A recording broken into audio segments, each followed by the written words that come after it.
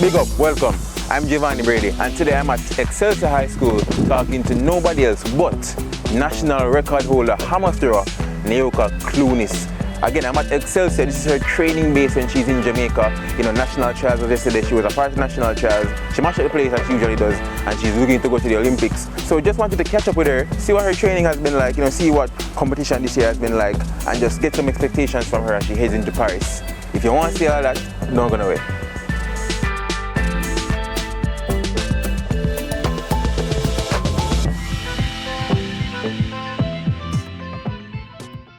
Pronounce your name, that first thing. Pronounce your name. My name is Nayoka. Nayoka. Yeah. It's Nayoka. Yeah. So we have to fix that now.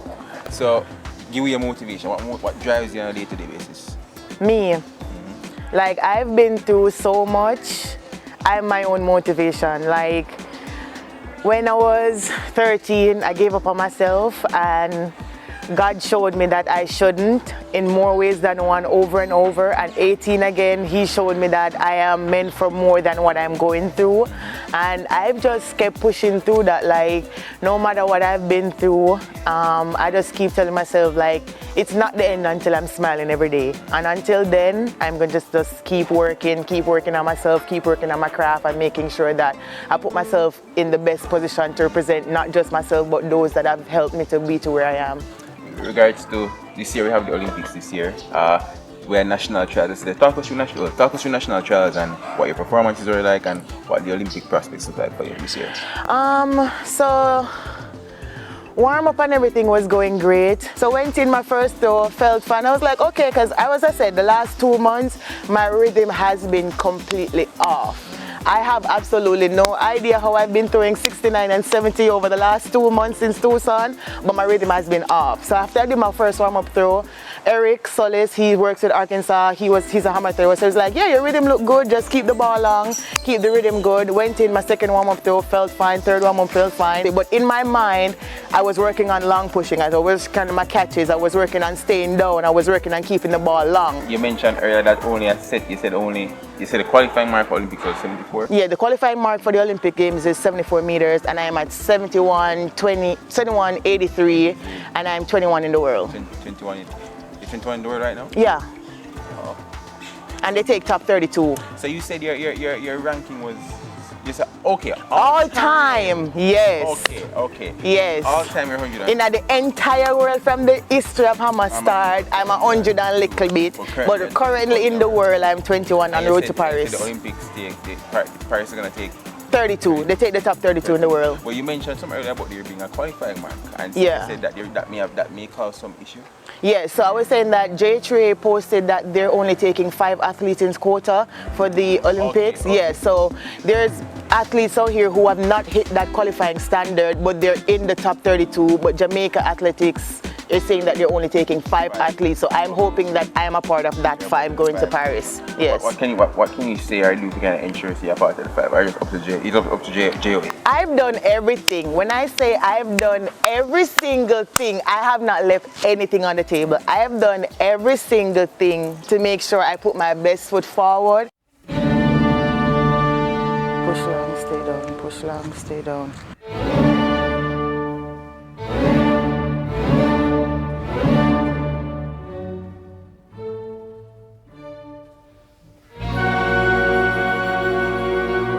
Nayoka, right before you throw, you see you do a thing where like you close your eyes and you say some words. What's happening here? You're psyching up yourself, what's happening here? No, not psyching up, more like psyching down.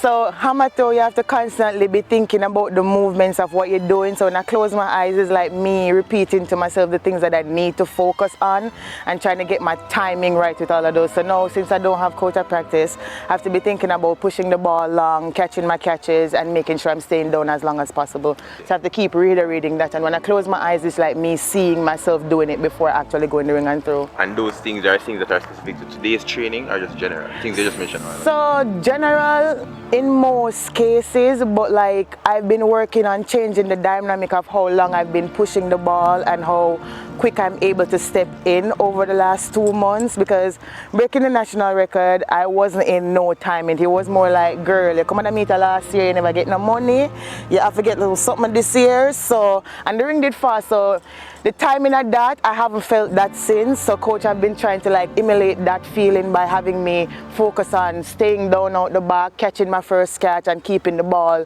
like in the pathway and longer orbit towards the left. So you're saying that at the meet that you broke the national record, there was like something in the atmosphere, just something? No man, me too good when only a girl throw farther than me.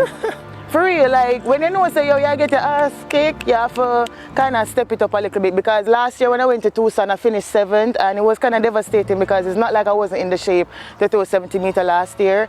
And then this year was like, I am just as good as all the other girls in the field. I went into the field ranking 12th and I finished 6th. So I was like, me have to knock off some of them girls, like I can't leave Tucson another year and don't get no money. So is that thing with that least then where it's almost like competition fuel? Yeah, fuel. Yeah, anytime me have a heap of competition, like whenever I'm in a competition with other girls that are better than me, it kind of fuels me because I don't want to come last and I don't want a girl come give me 10 meters. You mad? When is the catching catches? Alright, so catching your catches is when you catch your catches here, meaning you're stepping into the ball and catching the ball early, meaning the ball sending out into 180 and you push all the way back through to left. Yeah. Some, it don't hard. As coach said, it don't hard. Like when you catch your catches, it's like a more timing thing. You want to be able to like can catch the ball early enough that you have all of this to stay down and push it out again. So the earlier you can catch your catches, the longer you have to push the ball. So catch your catches mean like you catch the swing, I'm assuming? No, alright. Not the swing. So the swing in the hammer is this. From 0, this is 0. 0 to 90. 90 to 180, that is the swing. When you get to 180, catch your catches. Catch your catches. Okay.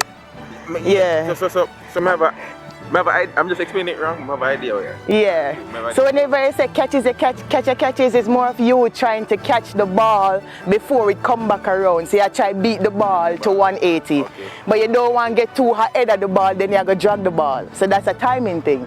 Okay. So you don't want the ball get ahead of you. You want to be in sync with the ball. So the ball should always be in the same pathway of my right hand. And you don't want the ball this and you over yourself. No. Yeah.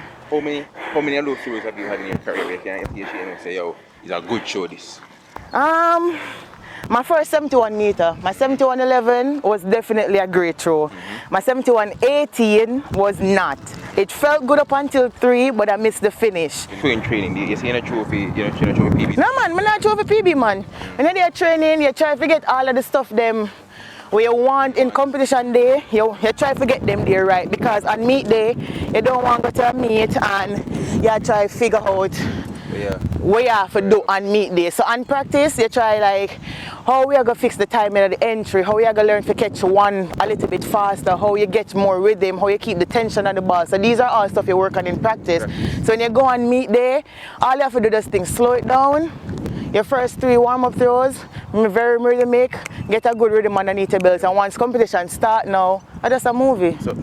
So estimate, how much is your straw, like an estimate? Probably 65. Because if you're trying to feel so long, like, you kind of know, if you measure every day after the evening, you kind of know where 60, 65, 70 is.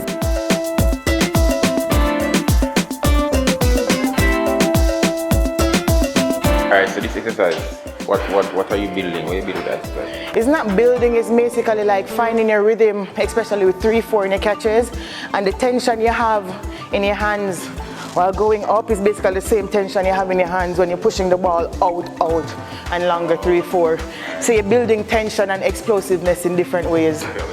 Yeah, so each. Very explosive, you know? Yeah, so every ball set, coach give us a different specific strength. So this ball set I'm on 5-4-3, and then I get rhythming hang cleans, hang snatches with clean grip, and then box squats and box jump and stuff like that. And then my next cycle, I have a different set of specific strength that's supposed to go with those ball sets. So every ball set have a different specific strength.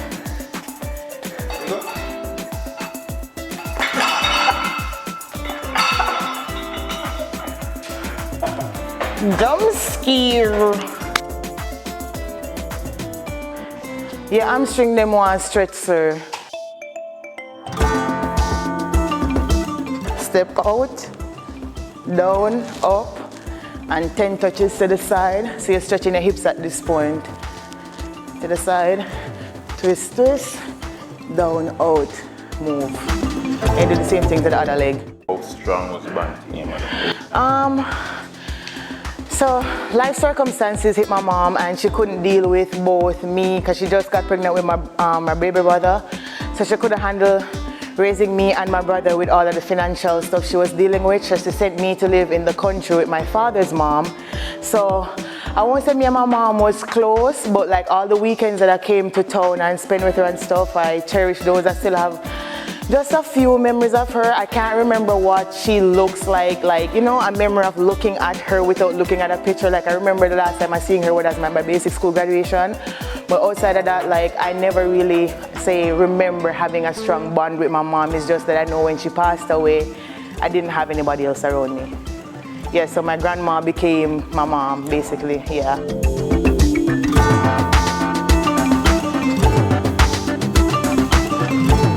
In terms of in Jamaica, you know, field events are not necessarily, I don't think are the most popular events in Jamaica. Jamaica is the most sprint country. However, that is slightly changing now. We have like Wayne, we have you, we have Jaden and so on, who are more in the field events and are making a name in the field events, are doing well in the field events. What more do you think we can do, you know, administration-wise, school-wise, kind of develop this field events in Jamaica to ensure that more athletes see that as also an avenue as opposed to just sprinting and running 400 hours? It started at the Jamaica Trials. It started at Jamaica Invitational. It started at the All-Comers Meet. It started at like the basic stuff. Like you can't have a Jamaica Invitational, especially this year, no field events, no touring events, especially for females. No female. Look at Daniel Dad. Come on, man. Look how much things Daniel Dad put in this country. Like, Daniel, you forget to statue outside the stadium. Daniel Dad has been one of Jamaica's inspiration for the longest while, and I don't think she gets the love that she deserves. And it's hard, like especially being a field eventer, because you go to track meets and they only give you 3 throws. When the sprinters them can go 2-3 rounds of 100 meters. You understand? Like I understand Jamaica is a sprint nation, but Jamaica has a lot more to offer than just sprints. Like I picked up the hammer and learned it, and I'm sure if you have the facility to like just give the students the opportunity to know what hammer throw is. If trials are keep, stadium empty when me a throw. Yeah, nobody even, I asked, like I went around stadium, do you know what hammer throw is? Huh? They don't even know what hammer throw is. So we'll close up interview now. It's been very good talking to you, very good speaking to you. Just looking at the camera and tell the Jamaican people about, you know, what we can expect from you, you know. From not only Olympics, but generally, what's your overall goal in this, you know, throwing thing? What do you see as a pinnacle, as the highest level that you can reach potentially? What are you having right now? Olympic medal. Might not be this year because, as I said, how old are you now? I'm only 28. I'm 29 in October. 10 years the next year. And what's the older you get, let me tell you this, track fans, the older you get in hammer throw, the better you are. There's just a few blackbirds out there that pop off in them early 20s. But if you look at hammer throwing, all the great hammer throwers at the moment is when them pass 27, 28, 29. When they hit 30, hammer becomes money. Championship last year was the first championship? Last year was my first World Championships. So this year I'm hoping that this year will be my first Olympic Games, and I go to the Olympics and show you guys what I've been working on all year. Well, again, best of luck going to the Olympics. Big stuff for you. Big stuff. Big stuff. Like big deal from KFC. Big deal from KFC. Yeah, man. Big deal from KFC. And brand them and the sponsors them come and support Nayoka. Nayoka Clunis. You get it right? Yes. Nayoka, when them get the KFC, let's sell them to boss me. When you boss my shirt, my boss J shirt. Just put it away there. Easy peasy. Thanks very much. Thank you. All right, yeah.